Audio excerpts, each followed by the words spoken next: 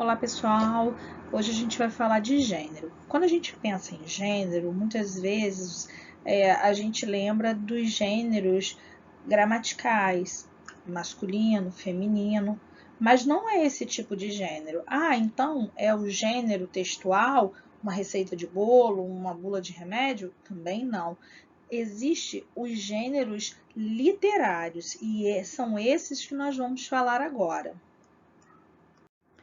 Na Grécia Antiga, o filósofo Aristóteles viu que existiam muitos textos, e esses muitos textos muitas vezes eram iguais e outros diferentes. Então, ele resolveu dividir os textos em 3 categorias, que é a categoria de gênero lírico, dramático e épico. Falando um pouquinho desses 3 gêneros, o gênero épico, por exemplo, é uma poesia narrativa que narra batalhas, conquistas. Aí um exemplo nós temos os Lusíadas de Camões. Já o gênero dramático é uma maneira de se expressar, tem através de encenação, né, de poesia, mas também tem prosa. Aí você vai ver aí na narrativa, algumas narrativas você vai ter dentro dessa narrativa espaço, tempo, personagem, enredo e narrador.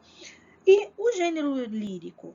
Esse trabalha os sentimentos, as emoções, a predominância é na primeira pessoa e sempre caracterizado na musicalidade.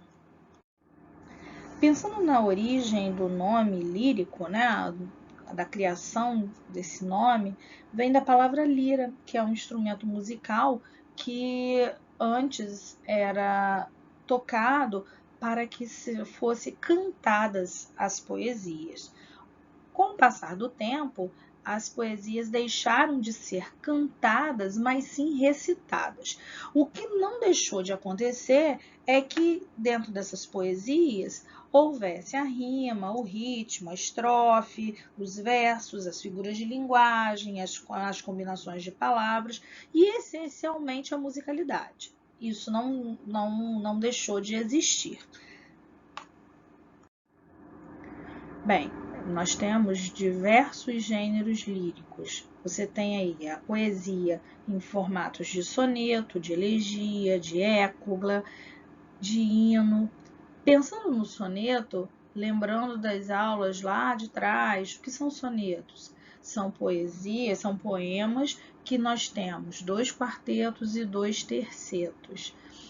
Elegia são as poesias, mas tem mais um caráter melancólico, mais triste, meio fúnebre. A écobla são poemas já falando sobre a vida pastoril, aí a gente tem aí a lembrança do arcadismo, que precisou falar muito sobre essa época. Além disso, temos o hino.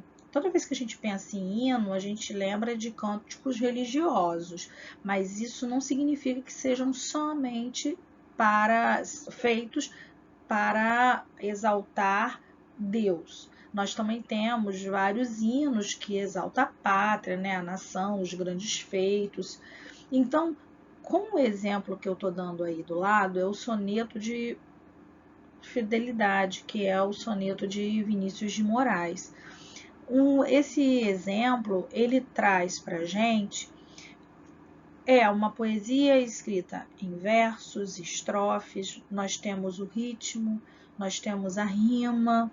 Então, esse é um grande exemplo que nós temos de um gênero lírico, que é o soneto, na modernidade, porque Vinícius de Moraes era um poeta moderno.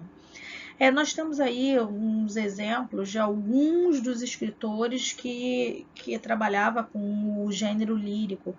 O Gonçalves Dias, com o poema Ijuca Pirama, o Drummond, que é com A Máquina do Mundo, o Bandeira, Vou-me embora para passar, lá sou amigo do rei, e o exemplo que nós demos do soneto de fidelidade.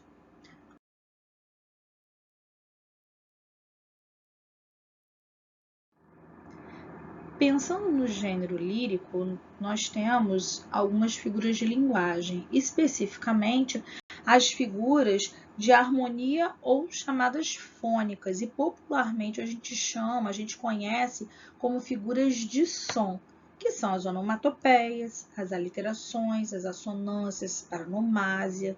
Bem, essas figuras de linguagem que representam a questão sonora é trabalhada na poesia justamente por trabalhar a musicalidade. Então, assim, lembrando o que vem a ser uma onomatopeia, é você utilizar as palavras para reproduzir alguns sons específicos.